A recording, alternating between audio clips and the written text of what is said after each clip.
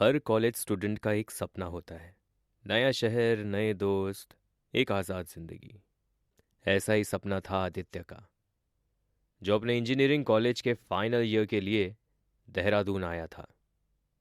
उसका एडमिशन एक पुराने और मशहूर कॉलेज में हुआ था, जिसका बॉयज़ हॉस्टल और भी ज़्यादा पुराना था, ऑलमोस्ट 100 साल पुराना। उस हॉस्टल का एक ही रूल था, रूम नंबर 13 में कोई नहीं रहेगा। लेकिन आदित्य को ये बात हॉस्टल वार्डन ने बताई। जब वो आया तो बाकी सब रूम्स फुल थे, सिर्फ एक ही रूम खाली था, रूम नंबर 13।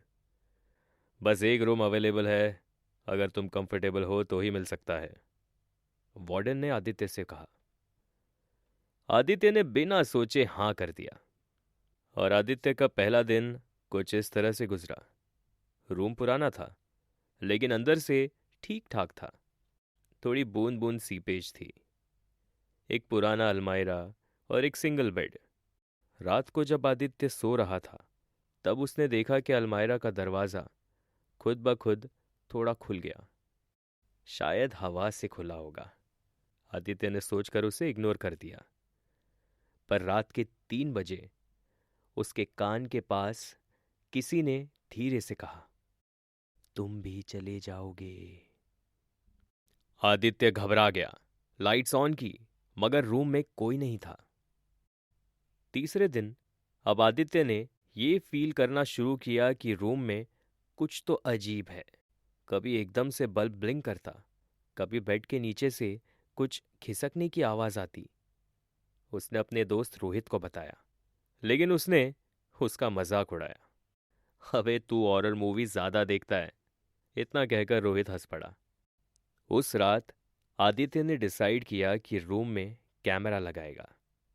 उसने अपने फ़ोन का नाइट विजन मोड ऑन करके एक कॉर्नर में छुपा दिया। सुबह जब वीडियो देखा तो उसके होश उड़ गए।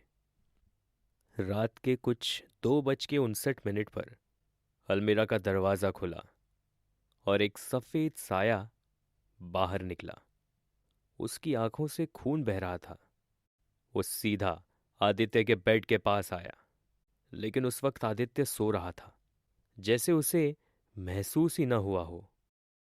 और वो साया उसके कान के पास कुछ कह रहा था। कुछ इस तरह से दिन बीतते गए, और 5वें दिन आदित्य अब पूरी तरह से पैरानॉइड हो चुका था। उसने वार्डन से जाके बात की, सर, ये रूम नंबर 13 में कुछ तो है और मैं यहाँ नहीं रह सकता। वार्डन ने एक लंबी सांस ली और कहा, हम जानते हैं, 15 साल पहले यहाँ एक स्टूडेंट समीर रहता था। ब्रिलियंट लड़का था, लेकिन एक दिन हॉस्टल में उसकी लाश मिली, इसी रूम में। खाली आंखों से छत देख रहा था। पोस्टमार्टम में कुछ नहीं मिला, लेकिन उसके बाद से जो भी इस रूम में रहता या तो पागल हो जाता या गायब हो जाता। ये सुनकर आदित्य का खून सूख गया।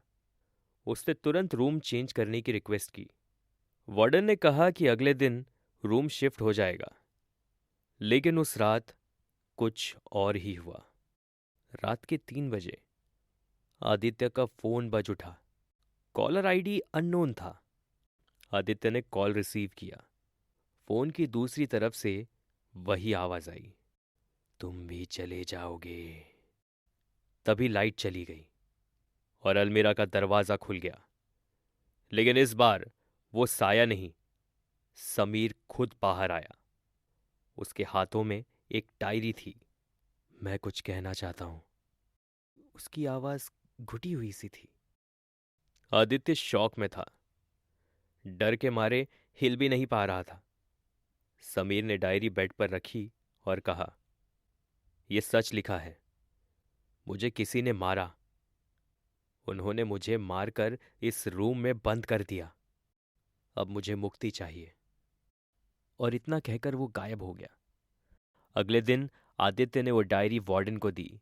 उसमें लिखा था, समीर को कॉलेज के कुछ प्रोफेसर्स ने एक इलीगल रैकेट एक्सपोज करने के चक्कर में मार दिया था। उसकी डेथ को हार्ट अटैक बता दिया गया। डायरी पुलिस को मिली, केस खुला, कुछ लोगों को अरेस्ट भी किया गया। तब से रूम नंबर 13 परमानेंटली बंद कर दिया गया।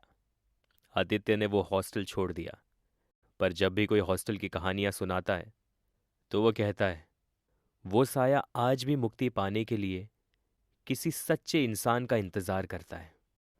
अगर आप भी किसी पुराने हॉस्टल में रूम नंबर 13 देखें तो सोच समझ के ही उसका दरवाज़ा खोलना। क्या पता कोई आपका इंतज़ार कर रहा हो। आप सुन रहे थे डर रिपोर्ट, ओनली ऑन RC स्वापा।